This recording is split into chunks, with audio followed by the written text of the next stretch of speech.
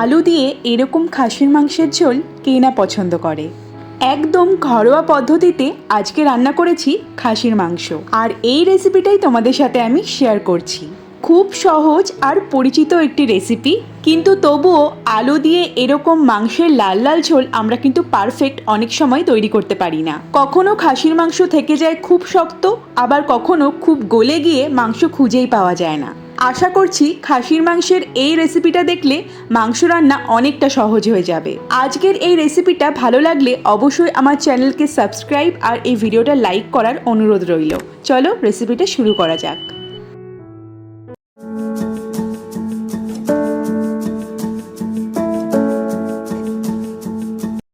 প্রথমেই নিয়ে নিয়েছি এখানে খাসির মাংস।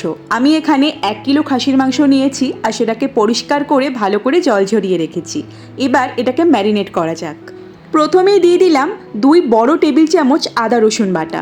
আমি রসুনের পরিমাণটা আদার থেকে একটু বেশিই নিয়েছি। দিয়ে দিলাম এখানে একটা বড় সাইজের পেঁয়াজ বাটা। তারপর দিয়ে দিলাম 2 চামচ শুকনো লঙ্কা বাটা। দিয়ে দিলাম 200 গ্রাম জল ঝরানো টক দই। এবারে গুঁড়ো মশলার মধ্যে এখানে দিয়ে দিলাম 2 চামচ হলুদ গুঁড়ো, 2 চামচ কাশ্মীরি লঙ্কার গুঁড়ো, দিয়ে দিলাম 1 চামচ নুন, দিয়ে দিলাম 1 চামচ হোমমেড বিরিয়ানি মশলা। তোমাদের বাড়িতে হোমমেড বিরিয়ানি মশলা না থাকলে তোমরা শাহি গরম মশলার গুঁড়ো ব্যবহার করতে পারো। দিয়ে দিলাম 2 বড় টেবিল চামচ সর্ষের তেল, দিয়ে দিচ্ছি 1 চামচ জিরে গুঁড়ো, 1 চামচ ধনে গুঁড়ো। ম্যারিনেশনের সব মশলাগুলো আমার দেওয়া হয়ে গেছে। এবারে মশলাগুলো ভালোভাবে খাসির মাংসের সাথে মিশিয়ে রেখে দেব 4 থেকে 5 ঘন্টা।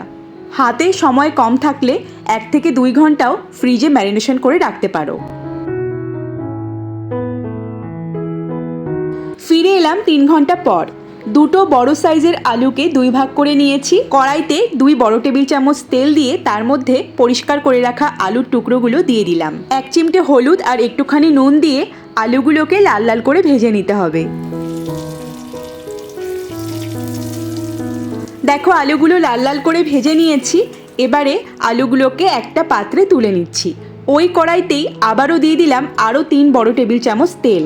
তার মধ্যে দিয়ে দিলাম গোটা গরম মশলা ফোড়ন। ফোড়নের মধ্যে দিয়েছি 2টো তেজপাতা, 1টা শুকনো লঙ্কা, 3টে ছোট এলাচ, 2টো লবঙ্গ আর 2-3 টুকরো দারচিনি। ফোড়ন দিয়ে সুন্দর একটা গন্ধ বেরোলে দিয়ে দিলাম একটা বড় সাইজের পেঁয়াজ কুচি। পেঁয়াজ ভাজতে ভাজতে যখন বাদামি রঙের হয়ে যাবে তার মধ্যে তখন দিয়ে দিলাম ম্যারিনেশন করা খাসির মাংস। খাসির মাংসগুলো দেওয়ার পরে এবার ভালো করে নাড়তে চাড়তে হবে।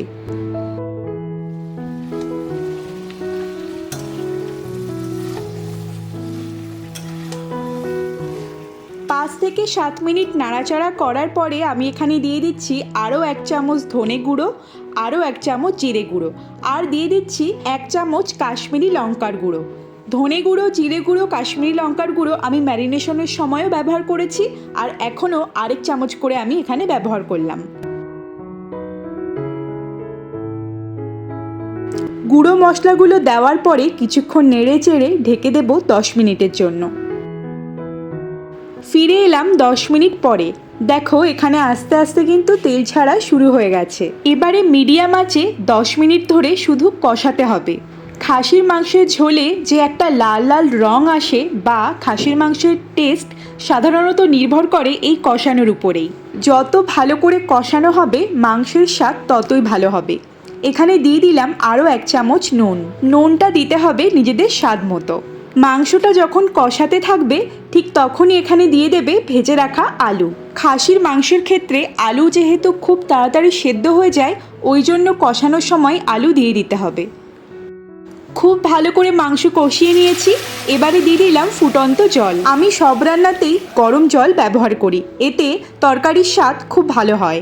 প্রয়োজন মতো জল এখানে দিতে হবে। যে যেরকম গ্রেভি খেতে চাও ঠিক সেই রকমই জল এখানে দিয়ে দেবে। 3-4 মিনিট মিডিয়াম আঁচে ফুটিয়ে এবারে এটাকে আমি ট্রান্সফার করব প্রেশার কুকারে। উনুনের আঁচে করলে খাসির মাংস কুক হতে অনেকটা কম সময় লাগে। যেহেতু আমি এই রান্নাটা গ্যাসে করছি ওই জন্য প্রেশার কুকারে দিলে অনেক কম সময়ে খাসির মাংস সেদ্ধ হয়ে যাবে। মাংস প্রেশার কুকারে ট্রান্সফার করা হয়ে গেছে। এবারে প্রেশার কুকারের ঢাকনা দিয়ে লো টু মিডিয়াম আঁচে 4 থেকে 5খানা হুইসেল দিয়ে দেব। এক এক প্রেশার কুকারের ধরন আলাদা। আমার প্রেসার কুকারটায় 4 থেকে 5খানা হুইসেল দিলেই খাসির মাংস খুব সুন্দরভাবে গলে যায়।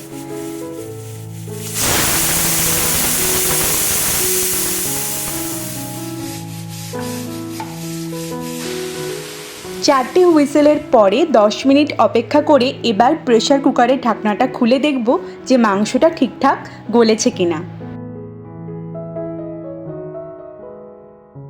দেখেই বোঝা যাচ্ছে মাংস খুব ভালো সুসেদ্ধ হয়েছে। সব শেষে দিয়ে দেব 1 চামচ গরম মশলা গুঁড়ো। এরপর নেড়ে চেড়ে একটা পাত্রে সার্ভ করে নেব। দেখো খাসির মাংসের গ্রেভির কালারটা কতটা সুন্দর এসেছে, একদম পারফেক্ট লাল লাল ঝোল, যেরকম বিয়ে বাড়ি বা যে কোনো অনুষ্ঠানে হয়।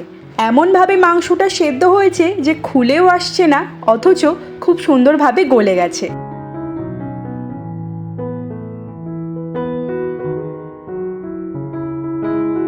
এবার গরম গরম ভাতের সাথে 1 বাটি খাসির মাংস নিয়ে বসে পড়ো, সঙ্গে 8খানা লেবুও নিও। আজকের ভিডিওটি ভালো লাগলে অবশ্যই ভিডিওটা লাইক করে দিও আর আমার চ্যানেলটাকে সাবস্ক্রাইব করে দিও। দেখা হচ্ছে নতুন ভিডিও নিয়ে। আজকের মতো টাটা।